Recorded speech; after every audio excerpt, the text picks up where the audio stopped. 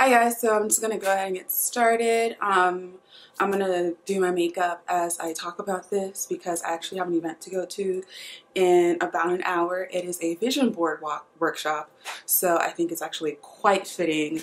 Today is January the 5th. It's 9 o'clock in the morning, and I'm gonna tell you how I bought my house. So thank you for watching. I'm gonna start by moisturizing because my face is very dry while I talk about this.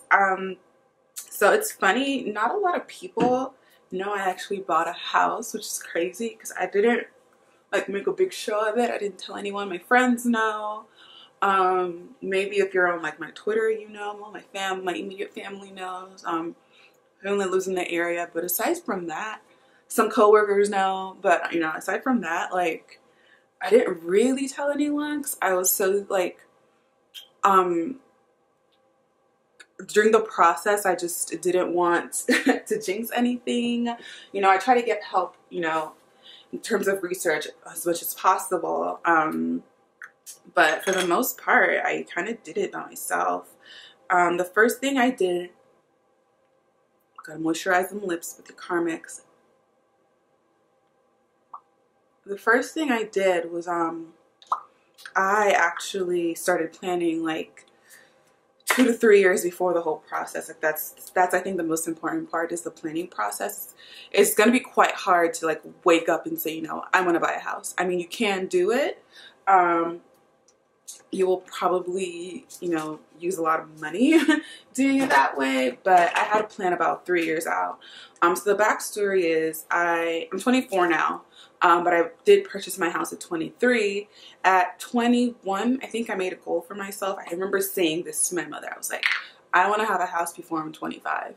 And the reason why it happened so much sooner was just because I was ready a lot sooner. And like, I looked at the way my life was going and I said, this needs to happen kind of like now. So I graduated from college with my bachelor's degree in 2015. And then I did that whole year in London. If you remember watching my channel, I did a year in London to get my master's, and I graduated with that in 2016. And I went to school in New York City, and then I came back to the DC area, and I was living in my parents' house. Key, live at your parents' house. And you know, my whole plan after from New York, going to London, my next plan was I want to go to LA because, you know, I consider myself like a big city girl. Like, I don't really like the suburbs, you know. I want to be in the big city. And so coming back home to the DC area, I was in a field that's quite competitive. They want you to have so much experience at a very, very early on in your career.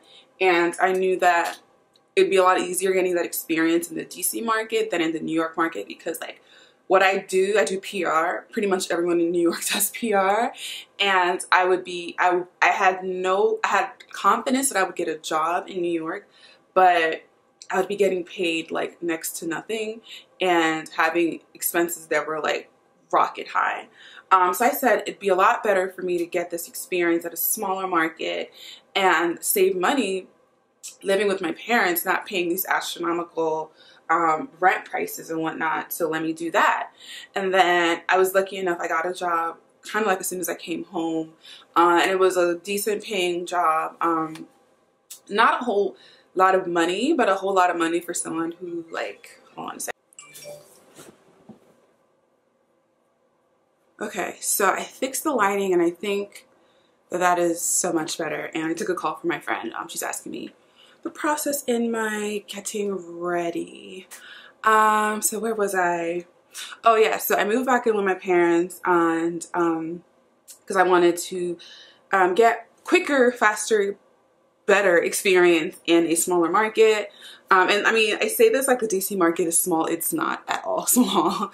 And save some money basically while I figure out sort of like what I wanted to do with my life, because like I knew right off the bat that I didn't want to go back to New York. I feel like I had just done that, and I don't have anything against New York, but I just didn't want to like do something I had just done. I really like wanted to go to LA, but then I was starting to figure out that a lot of like the work that I wanted to do just wasn't in LA.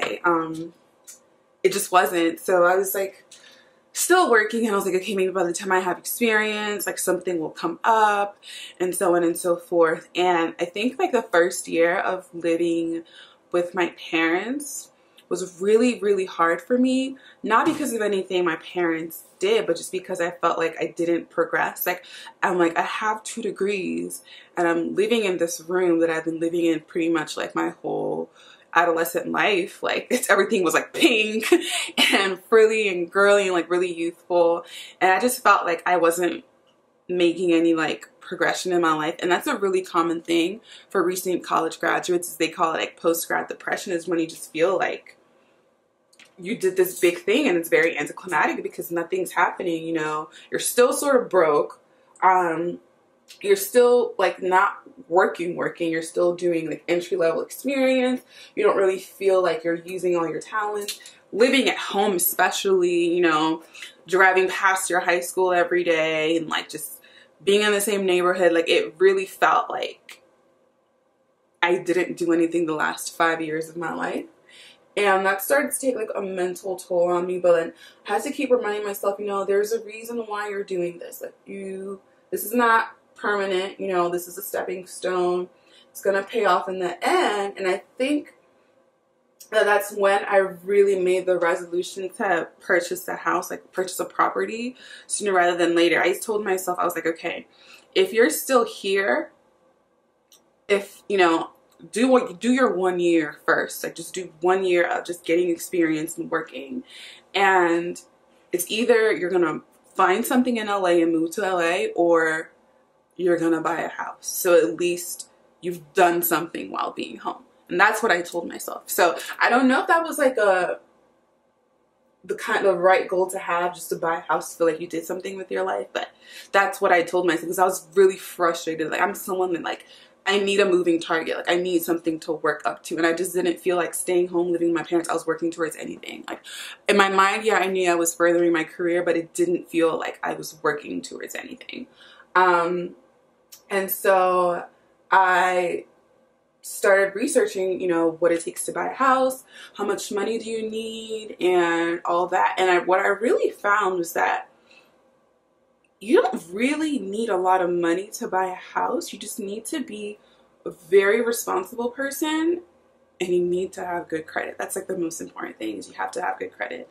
And thankfully, like, for my age, I had great credit. It can be greater, not gonna lie, but I had great credit. I think at the time I seriously started looking, seriously, at the first moment of like, okay, I want to buy a house, and I started doing my research, my credit score was about a 720. And then I was like, okay, well, I know I'm not making a lot of money. I know it's just me, and I want to get a townhome. I don't want to get it in, like, I had a specific region in my mind where I wanted to get the house, and it was quite pricey, I would say, because it's a very central location. I live in between 2 cities, Baltimore and DC. And the housing market tends to be a lot cheaper the closer you get to Baltimore, and then it tends to be a lot more expensive the closer you get to DC.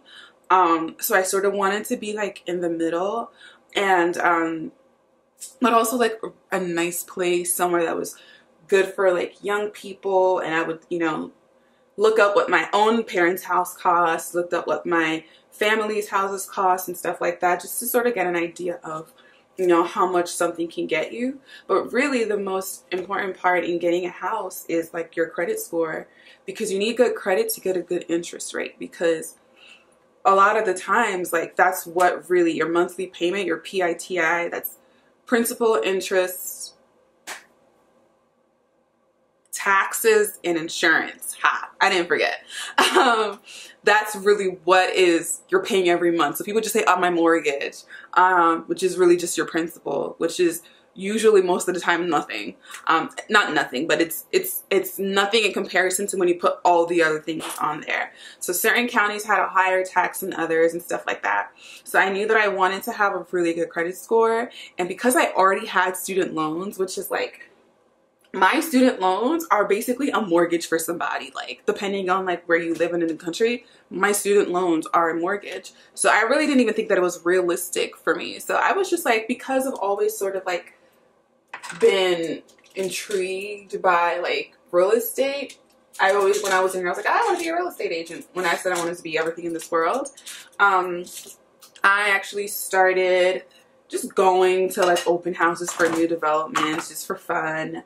And one time, which I regret, but also not regret, because it really put things in perspective for me of what I really needed to do to, you know, get my life together if I was really serious about getting this house, was that I went to an open house for a new development in a place I wasn't really interested in living, to be honest. But it was just like they had a loan consultant on site and everything. And they had said, you know, we can give you sort of like a pre-approval today. Like, we can let you know, like, basically how much of a loan you're required to have to be able to purchase this house. And I think that at the time, those brand new houses were like close to the $300,000 range. And I had gone to get, and I was making a certain salary, and my credit score was a certain thing. And I went to, you know, say, oh, I just want to know. And I was really protective of my credit. Like, I had at that time 2 credit cards. One that I got to start my credit back in college, and one that I got when, you know, it was just a better credit card than the first one. And I never kept a balance on it, and I always paid it off. Like, I mean, what was I really buying? And I went, and the lady, you know, took all my information and ran it, and she was like, I'm so sorry. You know, you're only eligible to purchase the house. It's $175,000. And I was like, oh, that's pretty good. $175,000. I can get something from that. Meanwhile, the development I was in was like $300,000. But in my mind, I just knew that that was not for me. Like, that's not what I wanted. And I'm like really rambling. But then she said, oh, well, you know, you have these loans. If you pay off these certain loans, if you do this, if you do this. She's like, first of all, you have a really great credit score. I mean, for an FHA loan. And my credit score, like I said at the time, was 720. And then I started learning about what FHA loan, which is like usually it's a first time home buyer's loan. And I knew after she told me all the things about that loan, I didn't want it, because it's meant for people who are first buying a house. Usually your credit's not high, but then there's this thing called mortgage insurance. When you're not able to put down 20%, you have mortgage insurance. But sometimes you can refinance out of that mortgage insurance with the FHA loan. I mean, so, I'm confusing myself. But she told me all this stuff, right? And then I decided, okay. She was like, if your salary just increased by like $5,000, this is what you'd be able to afford. And I was like, noted. So just almost like God or I spoken into existence, I got a new job. And that job came with a $7,000, $8,000, like almost a $10,000 raise from what I was making before. And that job completely took me out of one area and put me in a completely different area. So now I started looking at houses like on this side, but then I still kind of like wasn't sold on it. But I started like really like working on my credit. Like, I don't even know how I worked on my credit, because I didn't have a bad credit score, and I wasn't like defaulting on any loans or anything. But that's when I really talked about my student loans, figured out, okay, how am I going to get around the student loan thing, because that's really what's bringing me down. I'm making more money now, and I called the student loan people. At this point, I wasn't even in repayment. Like, I was in deference or whatever happens when you first come out. And I was able to talk to the student loan people, and I was like, look, I want to buy a house, and right now they're saying that my student loan payments are this amount every month. How is that possible when I'm not even paying anything? And the guy was like, well, when you're not paying, it shows you like exactly what your student loans would be if you were paying them at a 10-year scheme. But, you know, once you go back into repayment, you can work with us on a plan, an income-based plan that, you know, we're not going to charge you more than this percentage of your salary every month and blah, blah, blah, blah, blah. And that will significantly reduce how much your payment is every month. And that affects your debt to income ratio, because my debt to income ratio when the lady went through that was like crazy. So I put that in the back of my head too. And then even just, I'm naturally a saver, not a spender. It doesn't look like it, but I really am. Like, I live off of my savings account, really, because this is money that I've accrued since I started working. I started working when I was like 14 years old. I didn't need to, but I like nice things, and I like to have nice things, and I like to be the person that buys myself those nice things. So that's how much I've been saving since I was a kid. And naturally I was making this salary that, you know, even before I moved jobs and got the raise, like, it was a pretty decent salary for someone who's just like out of college. It wasn't, I was not rich by any by any standard at all. But like I said, for someone who wasn't supporting a family, wasn't paying any bills, wasn't paying any rent, was just sort of like paying a car payment, which was like very minimal, and like travel, like it was decent. So I was able to save 75 to 80% of my paycheck like every month. I was very strict with my money. Like, I was not buying anything that was not like absolutely necessary for me to like survive. And it was funny because like my parents always be like, what are you doing with your money? What are you doing with your money? I'm like, I know what I'm doing with my money, okay? Like, don't count my wallet. So I lived a very, very, very frugal lifestyle, and I'm really proud that I was able to do that, because it's helped me now that I am paying a mortgage. Like, I've sort of like put myself in this, because I've been living off of like this amount of money for so long. Like, I set a really strict budget for myself. I'm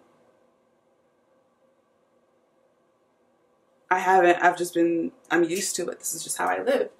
And I would try to like prep my mindset but even though I wasn't paying rent at my parents' house, I put my mindset in okay, live as though you're paying rent. So the 75 to 80% of my salary that I was saving, in my mind I was thinking of that as, this is your mortgage or rent, whatever it is you decide to do. This is your this is your utilities, and this is like your grocery money. And then every now and then I would grocery shop for myself, even though I was still living with my parents, just to see like how much like I really spent on buying food and stuff, because I sort of have a kind of different diet than my parents do. Like, I wouldn't consider myself a picky eater, but like there's just some things I stay away from. There's some things that I prefer. I sort of cooked for myself, so that was getting me in the practice or in the habit of figuring out like how much like groceries would cost for me. And then the 70 to 80% was like everything else. And then the 20% I had was like spending money for me at the time. Yeah. So that's sort of like how I was able to just save a significant amount for my down payment. And after, it was kind of hard at first, because I was like, oh, well, I would like to be doing this, and I would like to be doing this. Like, I have the money for it. Like, I can't afford it, but I'm not going to do it because I want to get this house. And even still then, I wasn't sure if this was a dream that would be like actualized or realized. By the way, I really like this eyebrow pencil that I'm using. It is the, I love when YouTubers do this. It's the Benefit something or other pencil. I was using the MAC pencil for a really long time, and then I bought this to put in my travel kit, and like I was like, yo, this is really nice. So that's what I've been using. Makeup. So yeah, that's how the saving part went. It wasn't as hard as I thought it would be, to be honest. If I'm being honest, it was not that hard at all. That was maybe the easiest part of the whole home buying process, to be honest, is saving money to buy the actual house. So it was really hard at first, because, you know, I was like, what, 21, 22, thinking of like all the things I could be buying with all the money I was making and not paying any rent. But when I started to see my account, you know, my savings account just rise and rise and rise, and I'm like, yo, I really have like this much money in my savings account. Like I'm actually doing this thing. Like this is real life, you know, this is my money. This is not anyone else's money. This is my money. So that really started to like excite me. And then naturally, like living at home with your parents as a 20-something-year-old is also not the easiest thing in the world. Like it just felt like, ugh, you know, like, and not, I get it. Like I get why it was a little bit difficult. Like, you know, in your eyes are always going to be their child, like no matter how old you are. But then in your eyes, it's like you're grown and you can do your own thing. Like, so like that was also challenging, but it was also for me, I was just really personally on the inside very frustrated because it just felt like I was not moving in my life. I was just like, every day I would wake up in that same house that I woke up in for so long in high school. I just felt like I was not moving. I felt like I wasn't progressing. I felt like in many ways a failure, which is so crazy because I was not. I was the farthest thing from it. I was actually doing quite well for myself. I was pretty successful, but you know, your environment really just, your environment plays a big role on your mental health. So like I needed to get out of that house. And then when it came 2018, I was like, okay, this is the year I'm going to buy a house. Like, I don't need to wait till I'm 25, because if I wait till I'm 25, like the way that I see my life going, where would I be buying that house at 25? I want to really start thinking about like, not settling down, but like, okay, like, am I going to have a house for 6 months and then get married and go to another house? Like what's gonna happen? And not that I'm getting married anytime soon or that there's even someone to be marrying, but it was like, that's how I was thinking about it. And then I was like, well, maybe you want to do even more school. Maybe you want to get a PhD. Like, you know, you have the advantage that you're younger than most people, so like use that. And if you get a house now and it turns out to be a really bad decision and you can't afford it and it's the worst thing you've ever done, you can get out of it much quicker than you would if you were 25. So like, God forbid, you know, I bought this house at 23 and it was the worst decision I had to make in my life and I had to like file for bankruptcy or whatever. In 7 years, it would be off my credit and I'd be 30, which is when most people are starting to get their first house. That was my logic. I don't know if that made any sense, but that's just how I felt. I was like, if you're going to fail, fail fast and move on. And so that's what I decided to do. And when I say that saving money is like the easiest part about the home buying process, it truly is. So I had all this money saved, and I had, for like maybe like 8 months before I had the money saved, I was going to open houses. I was going to open houses and I was going to look at houses on the market, not because I was ready to buy, just because I was nosy and I wanted to know how much I could afford. Like, what does this amount of money get you? What does this amount of money get you? And I had that 175 number in my head, and I was really seeing that I cannot get diddly squat for 175,000 where I live. Like, it's just impossible. I don't know, something happened to the housing market. Like, the economy was doing better, and so like houses where the housing market was, you know, flourishing, and you know, people could afford to buy houses now and they weren't able to before. And what I was finding was that a lot of the things that were in that $175,000 range were condos, and I knew that I didn't want to get a condo because when you get a condo, you know, they're typically cheaper than getting like a house or like a not condo. But that's because they come with a lot of rules. The condo fee could be crazy. Like the condo fee could be $400, $500 a month, which is gonna be as much as your principal, honestly. And then I knew that a big part of the reason why I wanted to get a house, and I wanted to get a house so young, was because I wanted to also rent it. And some condos, like, they limit the amount of rentals that could, you know, happen on the property. And I just was like, I don't want a house for someone to tell me what to do again. Like, that's kind of stupid. So I really didn't want a condo. So I looked at just everything. I looked at condos, I looked at single family houses, which I knew that there was no way I was getting a single family house. Because A, I can't afford it. And B, it's just too big. It's just me, and I didn't really even feel safe. And And I knew that I wanted like a cute townhouse, but I wanted something with like multiple rooms, because I did also know that even while living in it, I wanted to be able to rent a portion of it if I needed to. Like, I was looking for something that just had good rent value. I'm really rambling. So by the time I had saved the money, I had a good idea of like how far my money could get me and how much I really needed to save. And when it was all said and done, I got a really good realtor while doing this, because usually to go in a house, you need to go with a realtor.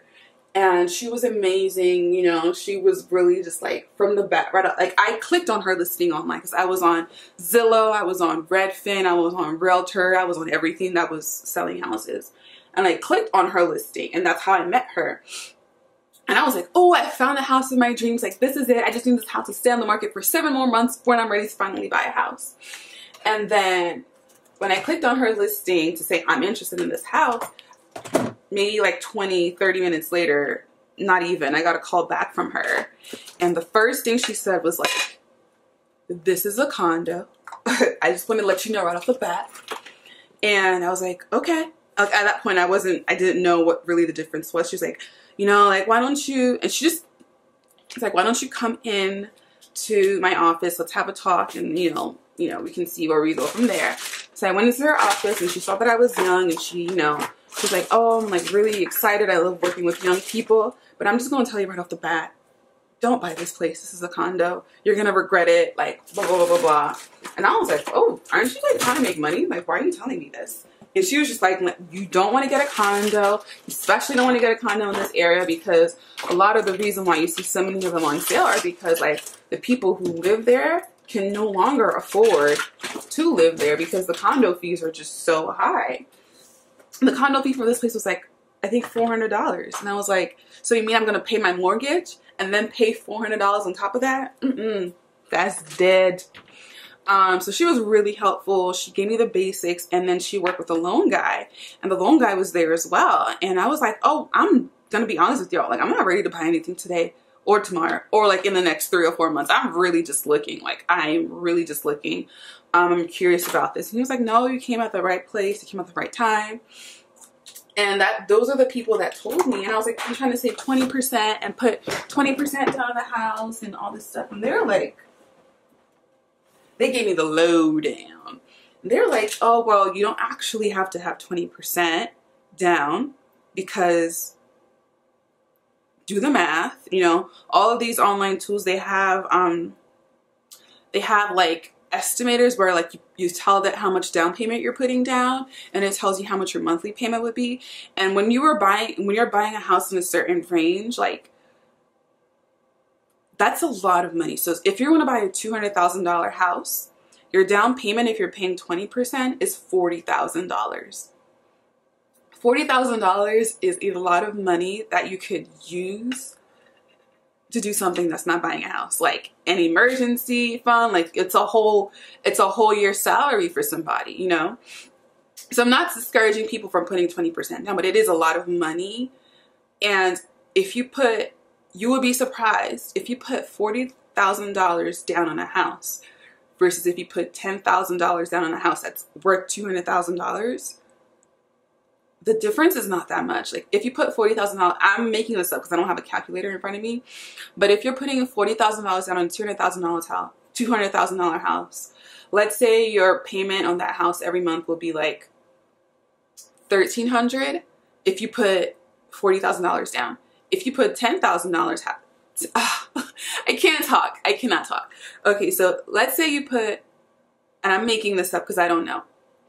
If you put $40,000 down payment on a house on a 30-year mortgage, let's say your payment would be $1,000. And then you put $10,000 down on that same house with a 30-year mortgage, your monthly payment might be $1,300. So it's like, that's a $300, $400 difference. But the way I thought of it is like, I can afford to pay $1,300 if I can pay $1,000, but I would rather have $30,000 liquid cash in my savings than have zero. So that's how I thought about it. Like, you always need an emergency fund, you know, as long as you find a monthly payment that works in your budget. Put however much you can afford. Most people, you need to put at least 3% down on any mortgage, unless you're like VA or something. But I was like, I don't really care how much down I'm putting. I just need to be able to realistically afford like the monthly payment on the place. And like, I need that monthly payment to be like less than whatever it will cost to rent the place, you know? Because that's the whole point of buying a house, is like, it's cheaper than renting. So that's the approach that I took. And they told me about all these different schemes and all these different loans and all these different programs that they're out there for first-time home buyers. But because I really wanted flexibility in my home, like, a lot of them say you have to be a primary residence in this house forever, for the life of having this loan, and so on and so forth. And it was like, well, I want to be able to, like, I still want to go to LA, like, when it's all said and done. I still want to, you know, explore another city. So I want to be able to rent the place. I don't want to have to be the primary resident. Like, to me, this is not just about moving out. This is about a business. This is about like creating like extra income for myself and equity. And this is honestly like 60%, 70% a business and 30% moving out. And I've been blessed and lucky enough to be able to afford it. So like, I don't want to pigeonhole myself into anything. And like, I don't have a family. I'm not trying to support a family. I don't have to give them this grandiose house or anything like that. So something that is just good location, good rent value and everything. And so we looked at a number of places, and it wasn't until like March, April is when I was like, okay, I'm ready to, like, if I see something, I'm ready to make a move on it. I'm ready to put my, you know, I picked down all that stuff. I'm ready. March, April 2018. And honestly, that was the hardest part. Oh my God. Finding that house was the hardest part because I was very strict. I was like, I do not. Oh, and then the other thing is, like, I had to get recertified. You know, I had to get another, you know, qualification to pre-qualified. And at this point, my credit score was like 780. Because I had just like worked on it. I had just been really good with it. I wasn't buying anything outlandish. I wasn't making any inquiries. You know, I figured out my student loan thing. So my credit score was like 780 at this point. And I had this much amount of money in my bank account. I had a better job. I had been working longer. I had a longer credit history. So like, I was just like really in a really good place. And so the world was my oyster basically. And so I got approved for literally double, if not more than double, what I got approved for the first time. And I said to myself, don't fall into that trap, because just because you're approved for it doesn't mean that you can't afford it, okay? Like, this is how they get you. Like, you know what you can realistically afford. You know how much you want to pay every month. So just don't even look over there. And so I gave my realtor and my loan people like very specific. I was like, I do not want to go above this number. Like, this is where I want to stay. And there were like 3 houses available in that range, because at this time there was something happening in the housing market that just made it really hard to buy a house, because there just weren't many houses on the market. Like, people were just like not selling their houses because life was good. So that was a bit frustrating. I really want a house. Dang it, where are all the houses? And yeah, so that happened, and I was getting so it just like stopped abruptly. But yeah, so I was really frustrated because I wasn't seeing a lot of things in my price range, and when I would, they would be off the market in like 0.2 seconds, and it was really difficult for me because at this point I had already started my new job, and I've been working at it for a while, and my new job required a lot of travel. So I was traveling so much, so much. And it was just like really hard to find a time that would work with me and my realtor to go, and the people who were selling the house to go see it. So she was really, really like nice about finding other people for me to go see the house with and stuff like that. And you guys, this was the hardest part about getting the house. I must have looked at more than 30 houses for sure, definitely. From the time I was just casually looking to when I was really serious, it had to have been more than 30 houses that I had looked at. And then I put an offer. And I think at least 6 or 7 houses. Like, I'm not joking. And this house that I'm in now, that's the only one that stuck. And it was really, really sad because like she would put in the offer and she'd be like, yo, I heard back and 14 other people. Like, you put an offer on this house. So you're literally fighting 14 other people to get this house. And, you know, I was somebody that I was like, I want seller help. Seller help basically means like the closing costs, because a lot of people talk about a down payment, but they don't talk about the closing costs. Like, closing costs are like not really negotiable. You know, a down payment is, but closing costs are it's like whenever you buy anything in this country, you pay sales tax. So your closing costs, in a sense, are the sales tax you pay for purchasing the house. So you're paying the county, you're paying this, you're paying to have the house inspected, you're paying the realtors involved in the selling of the house, you're paying the loan people for giving you you're paying the loan people for giving you a loan. You're paying just all these different entities that like are involved in the home buying process that you didn't even know were involved in a home buying process, just so you can buy the house. So I didn't factor that into my planning and my saving. I just thought, oh, I'm going to put this chunk of money and that's my down payment and that's it. No, there's so much more. And so I ended up, I think my down payment was like 3.5% down payment is what I put down, which doesn't sound like a lot, but I mean, I already told you about like the different kinds of things. And then the closing cost was like another 5%. And this is 3.5% of the total sale price was the down payment that I put down. And I think I put down close to another like 5% in closing costs. And then another, like, so altogether to buy the house, I put down at least 10% of the total sale price of the house. So that was a significant amount of money for somebody my age to put down. About as much as a car would cost. And I don't regret it so far. I was really happy. Like the house that I'm in right now, I'm not gonna lie, it wasn't my first choice house. My first choice house was like this really beautiful 3-bedroom, 2.5 bathroom, huge yard. But in hindsight, I'm very happy that I didn't end up getting that house because it's in a county that's not as good as the county that I'm in now. The property tax, like the county tax, was crazy. Like, that's not a place I probably would have been able to sustain for very long. It was older as well, but right then when I was looking at it, I was like, oh, this house is beautiful, like blah blah blah blah blah, like this is a dream house, like, but I'm like, I'm 23 years old, I don't need a dream house right now. So I'm happy, like, you know, it didn't work out and I didn't end up getting that place because, like, I just realistically, it's not the right place for me. Like, rental value may not have been that great. But it was a beautiful house. It was a beautiful house. That was a beautiful house. Yeah, somebody ended up getting that house. Well, I'm happy for them, I guess. And this house, when I first saw it, I was like, oh, it has everything that I want. Like, it's in a great location. I really like it. It's cute on the outside. It's small. I'm not gonna lie, this house is quite small.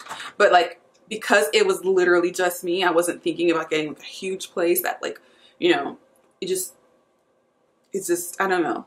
It fit my personality. I had seen, it was the third house I had seen on the day that I had seen it. So the first two I liked better. The first one I saw was huge again, another huge house. But it was sort of in a location that I didn't really go to that often. It was like an older community, and it was a short sale, which meaning that like it was owned by the bank, which is so much like more difficult. The second house I saw was smaller than this house, but it was like cute, and it was in like a location that I really loved.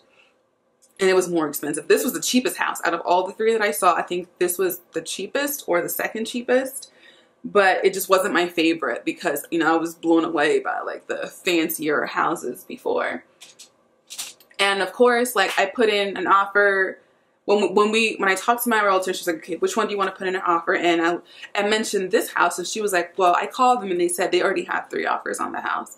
And at that point I was just exhausted. I was exasperated. I was like, I don't even want to like put in an offer. No, I'm not going to get it. I'm tired of fighting people to get a house. So like, let's go for the one that's owned by the bank. You know what? I'm done. Like, it's a big house. It's blah, blah, blah, blah, blah. And then she came back and said, you know, that house might take 9 to 12 months before you even, not even move in, like 9 to 12 months before you even get approved or whatever. And I was just like, you know what? Maybe buying a house isn't for me. Like, I tried. I put an honest effort. At the end of the day, I have saved up this much money. You know, I could do whatever I want. Like, I could just keep saving. I could try again next year, whatever.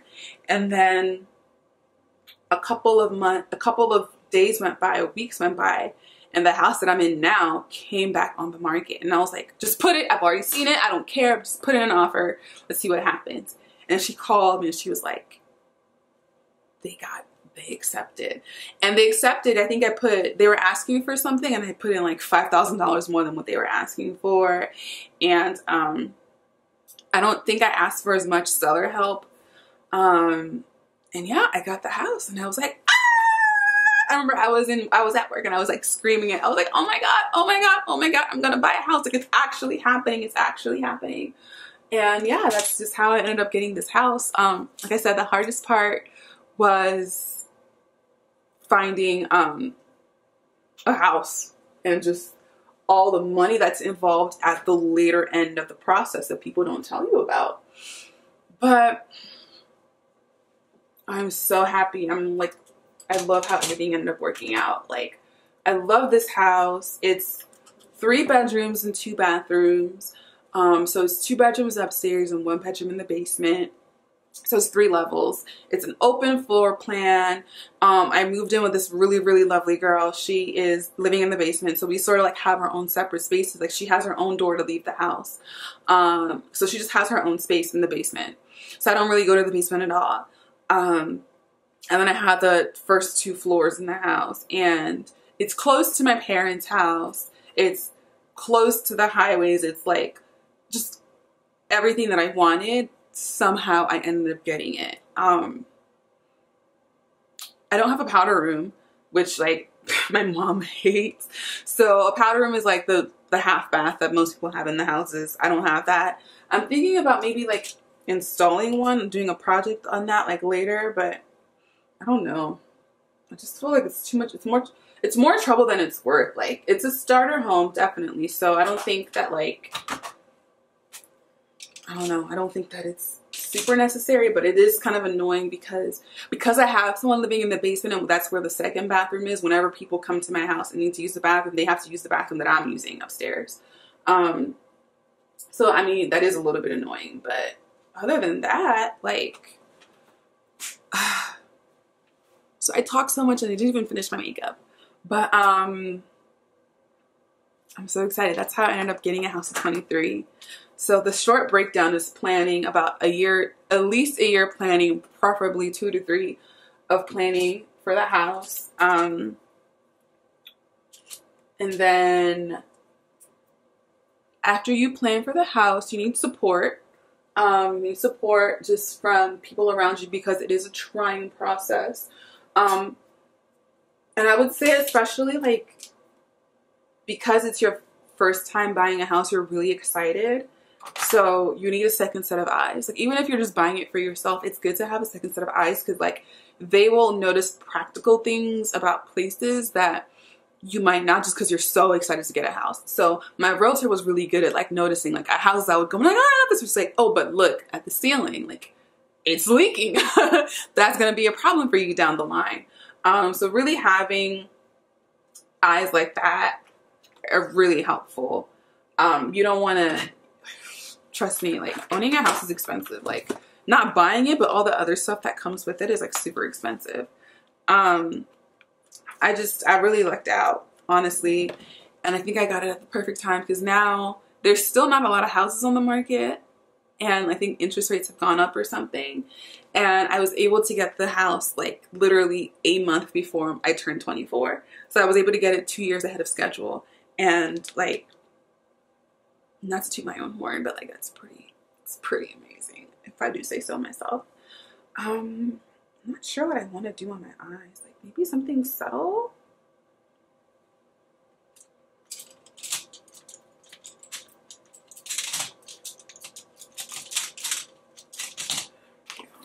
Hold that thought for a second. And now that I own the house, my next plans, I don't know what my next plans are, to be honest. Like I feel like I have accomplished every goal that I set for myself, and I'm only 24 years old, so like now I need to like write down new goals. So I'm actually going to this vision board workshop and brunch with my friend. I think it's a great way to start off the new year, just to make some more goals for myself. Like, I mean, what am I going to do with my life now? Like, what next, you know? The only other thing, like most of my goals in my mind right now are like very superficial. Like, get a Mercedes Benz. Like, I mean, who cares really? I need like other things to do like in my career. Like last year was a great year for me in terms of my career. I got a promotion. I was on TV, I was on the radio, like I was doing a lot of, I traveled so much so that it took a toll on me. I gained so much weight because I was traveling all the time and like eating out. So I'm trying, like, that's like one immediate goal is like get my fitness back, lose some weight, just have more structure in my life, because like I can't just let myself go because I'm working all the time. That's one thing I want to be a better steward of in the new year. Yeah, I gained so much weight. Like, honestly, it's like really bad. I think I gained like 20 pounds. I'm being so serious. So like, again, another like superficial goal, lose weight, but that's the goal. I told myself I want to drive a certain kind of car by the time I'm 30. So I have, you know, a long time to get there. What other goals do I have? I do want to get a PhD. I want to get a doctorate, but I'm still figuring out what I want to get that doctorate in. Like, I don't want to rush into it. You know, I have my master's already, so I'm just going to, you know, work on my career, like keep doing what I'm doing, keep making connections. And like, I want my doctorate to come to me naturally. I think I want to do it. Whenever I say these, people think I'm just like absolutely crazy. But I really want to get my doctorate around the time when I'm starting a family, because in my mind, it's just something that's going to be easier for me. When I say it, like easier for me, because I don't know if y'all know, but childcare is expensive. Like, it is expensive.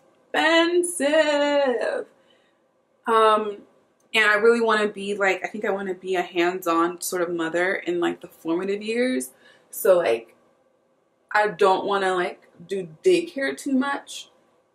Like, I would rather, I say this now, and I'm sure like in 5 years I'll look back on this and laugh. But I think that I want to be like the kind of mom that stays home with her kids like when they're little. And I think I'd rather do that in school than working. Like, I can't imagine just like stopping my career and stop going to work to stay at home and be with my kids. Like, I would still need to be doing something. So in my mind, if I have a funded doctorate program, I'm getting a stipend at least, so making some money. It's not a lot of money, but it's some money. I don't have to be somewhere 8 hours a day. I go to class and I study and stuff like that. So like, if there's a time where like I really need to quiet time and study, or if I'm in class for like an hour, like two, whatever, like during another phone call. And so I know it sounds crazy, but I really do feel that like I would rather schedule where if I'm going to classes at night, my husband will be home at night, or like if I'm going, like, I just feel like a schedule that's not so set 9 to 5 would help me out better. And then I could spend that time like with my kids, or like having kids or something. you know, they say you make plans and God laughs, but I mean, God's been helping me with the plans I've been making up until this point. So, I mean, any mothers that are watching this, like, please let me know that's a really stupid idea. Anyone who's had a doctor, please let me know that's a really dumb idea and if I need to pursue, like, another route. But that's what I'm thinking. So I really do, like, no matter what I do, think that I want to be home with my kids, at least for the first 5 years of their life. And then I never want to see them again. Just kidding. That's my plan. So that's why, like, a doctorate is in the horizon, but like far off in the horizon. Yeah, like I'm trying to think, like I'm really trying to think of like, Vanessa, what do you want to do with your life now? Like, what other goals do you want to do with your life? Like, what do you want to accomplish for yourself? And I'm like, maybe being goal driven is like not the most important thing. Maybe like it's just time to focus on being a good person, being a good friend, being a good daughter,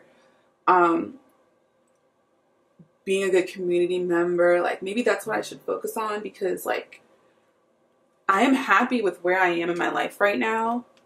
I'm happy with all the things I've accomplished. I'm happy that I'm making my parents proud. I mean, that's the other thing, is that my parents, throughout this whole process, they've been very supportive. I'm not even going to lie. Like I thought it would be a lot harder, because like I'm obviously African, and you know, women typically stay in their parents' houses until they get married. But the kind of person that I am, I just knew that like I cannot go from being in my father's house to being in my husband's house. Like I'd be so unhappy. Like that's just really what that is. I would be so unhappy. Like I feel like I need to have something that's my own. And even with this house, even if it's not this specific house, even if I sell this house, I'm gonna get another one, because like even when I'm married, I still want to have something that like is my own. Like I feel like women like just need to be, we don't need to just depend on men for everything in our lives. Like I don't want my daughter to be that way. My mother is not that way. Like it's just good to have something of your own, like have a little safety net, you know, like not even saying something bad would happen, but you never know. You never know. It's just always good to be prepared, and like, you know, generational wealth, all that good stuff. Like, I don't know. Like, I'm just paranoid, and I always think about the worst case scenario, and I always want to be prepared for the worst case scenario. Which is why it was like really important for me to have something of my own. And I'm happy that I started young, and I'm so happy that my parents were supportive. Like, I mean, they were a little bit apprehensive. Like I did get the, you're not married yet talk from my mom, but like right after that she was like, so this is all the things you need to know when you get a house. Like my mother has been just really great. Like even when some family members were like, huh? My mother was like, she knows what she's doing, she got it. I'm just so blessed, honestly. And I think my dad just like, he just has faith. I'm like, my parents just, both of them just have faith in me and whatever I do. And like, I mean, it's good to know that like, if you ever need help or if you ever mess up, they're there. But I'm such a prideful person. I hate asking for help. That's another New Year's resolution, is ask for help more. But I hate asking for help. That honestly, I don't want to ever be in a position where I'm like, I can't, I made a mistake, help me. I don't ever want to be in that position. Like I'd rather just sell the house at that point, foreclose, lose money, than like ask for help. So yeah, that's how I bought a house at 23. What next? I feel like this video is very long, and I don't know about anyone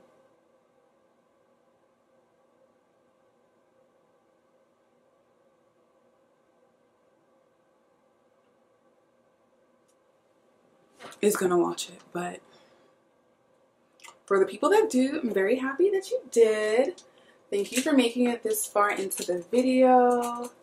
If you have any questions, let me know. If you want me to go more in depth and like really talk about the home buying process, like what's a short sale, what's a foreclosure, what's the closing cost, how much did you pay your realtor, how much did you buy your house, like all that kind of stuff, like let me know. I'm sure like a common theme in this thread is going to be, oh, you can't afford a house. How much do you even make? I'm good, love. Enjoy.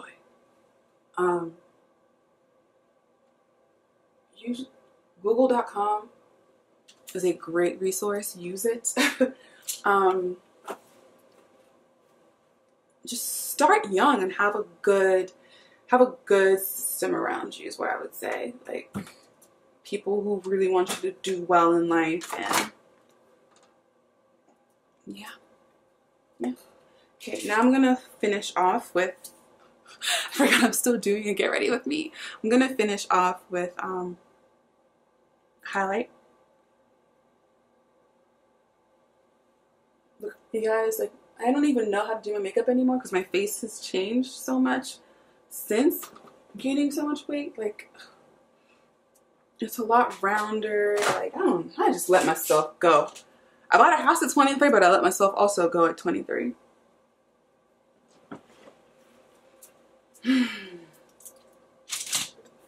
Life.